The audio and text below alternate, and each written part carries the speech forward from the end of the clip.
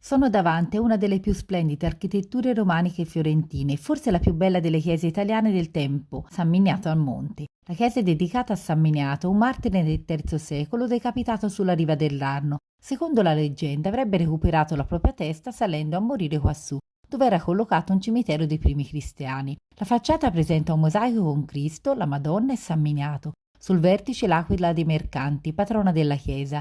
L'interno è austero e grandioso, con un pavimento a intarsi marmorei, con segni zodiacali e animali simbolici. Sulle pareti resti di affreschi trecenteschi.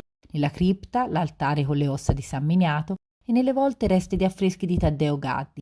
Il presbiterio è sopraelevato, con transenna e pergamo scolpito. Nel catino absidale un grandioso mosaico con Cristo giudice sempre tra Maria e San Miniato, che intercedono per i fedeli. Nella sacrestia affreschi di Spinello Aretino con restore di San Benedetto.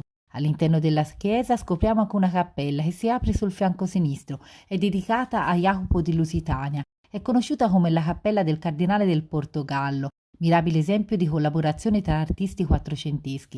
Antonio Manetti, allievo del Brunelleschi, fornisce il disegno, Luca della Robbia modella 5 tondi con lo Spirito Santo e le virtù cardinali, Antonio Rossellino scolpisce il sarcofago, Antonio del Pollaiolo modella gli angeli volanti. Il Baldovinettio compie le decorazioni pittoriche e Piero del Pollaiolo esegue la pala d'altare, tutto in un'unità esemplare di stile. Al centro della chiesa domina la cappella del Crocifisso di Michelozzo, che ospitava in origine il Crocifisso miracoloso oggi in Santa Trinita. La volta è a botte e fu decorata da Luca della Robbia. La pala d'altare su tavola è attribuita invece ad Agnolo Gaddi.